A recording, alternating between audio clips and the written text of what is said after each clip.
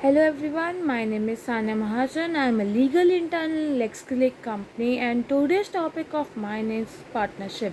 As we know, partnership together we form a necessary paradox, not a senseless contradiction. And here is the introduction to it. In a law, partnership is not a charitable institution or an organization or an social hub. The partnership is to make a profit which is to be shared as per law between the partnership members. Do you know about the partnership? What is partnership?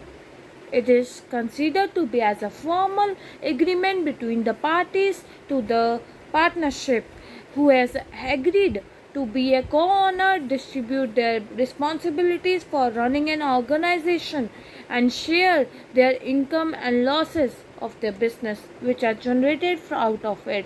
Section 1 of the Partnership Act states that partnership is the relation between the subsist persons carrying on the business in a common with the view of making profit.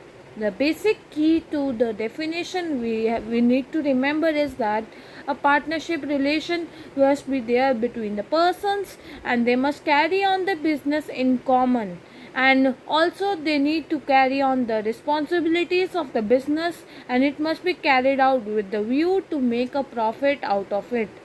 The partnership can be formed without a person. Yes or no? Partnership.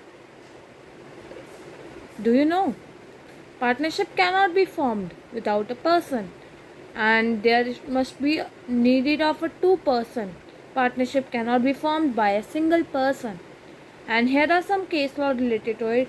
Kate versus Mansley. In this case, it was stated that two persons started their preparation to form a company and goods were ordered in the name of the company. The court held that it was not binding upon the company as they were preparing to be operate as a partner. Here is the formation of the partnership. For a partnership, there is no particular format under a law as regard to as formation of a partnership. It can be formed orally, written, or even though by their contract. Oral partnership as well as the written partnership is legally binding upon the parties, and parties normally enter into a written agreement which is called as deed of article of partnership. Here are some types of partnership, that is the general partnership and the corporate partnership. General partnership where a person is a partner but does not fully participate, he is a sleeping partner and his liability is not affected.